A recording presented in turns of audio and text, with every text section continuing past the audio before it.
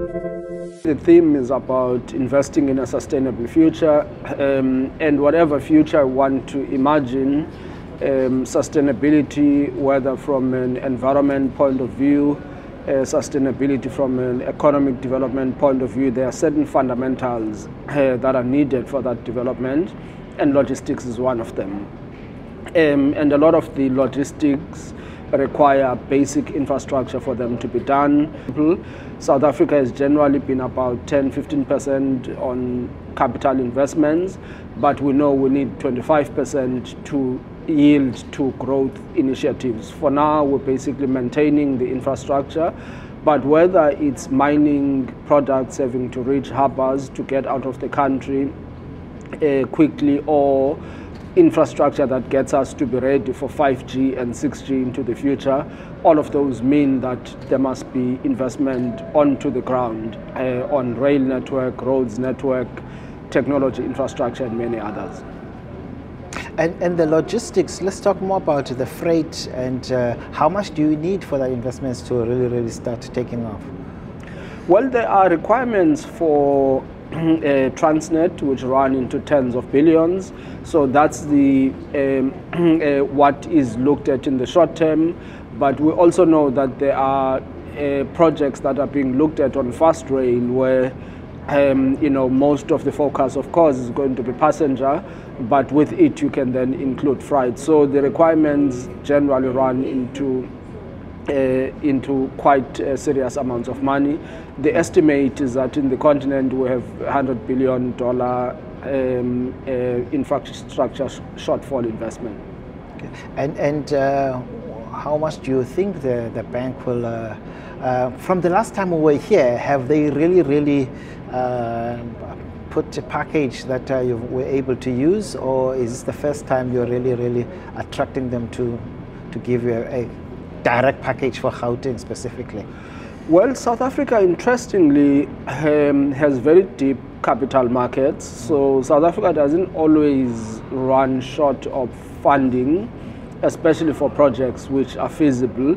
So lack of funding is often not the challenge in South Africa. It's whether the projects make sense, but sometimes the pricing. So where the NDB has come in is that it's offering funding that's a bit attractive from a cost point of view for South Africa. They launched recently with the JSE a bond program, and that was one of their first initiatives. So yes, there are activities that are taking place, and we are then coming together with them to look at whether there could be Gauteng specific programs that they invest in, benefiting out of the cheaper cost of funding that they offer.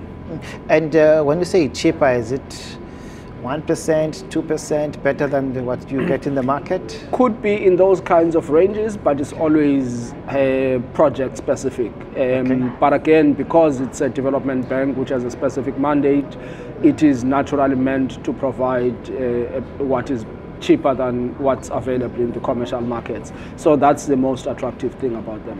One would expect, I mean, we're already on the 9th.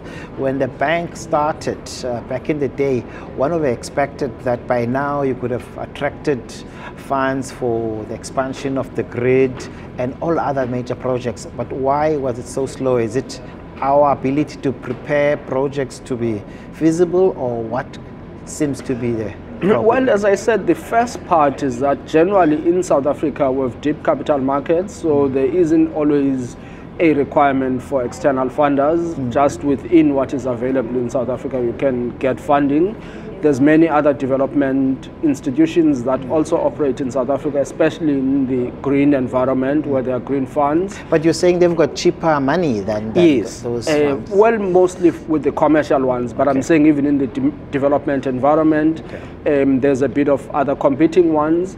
But I think secondly, on the government side, which is where they've now changed focus to look at private sector, government programs tend to follow a procurement process. So if a Transnet, as an example, is looking at funding, they would open it up to various institutions. So depending on whether the NDP raises its hand and says, I want to provide money, they may fund or not fund. And that's generally not how they've operated, it's usually institutions that go and apply for them. So I think it's us as South Africa who've not used the facility as optimally as we could have to benefit again out of the pricing, as I said.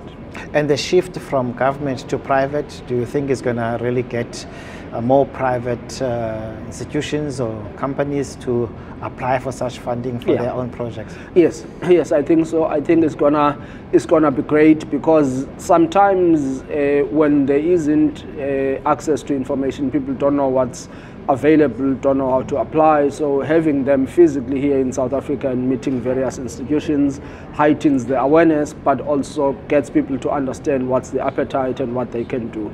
But I think, as I said, the bond program that they launched already has improve their visibility in the market. So it's an opportunity for us as South Africans to take advantage of.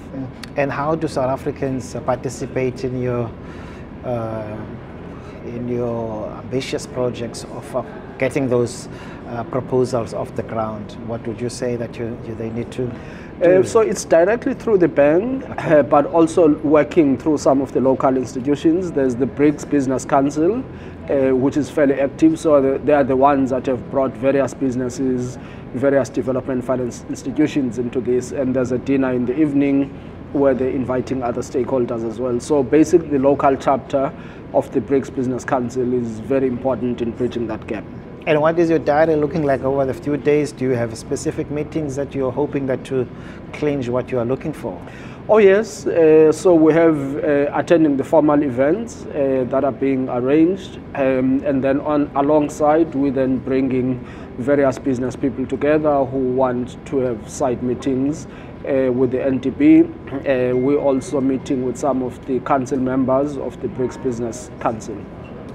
Saki, thank you for joining us in Thank BRICS you, Africa channel.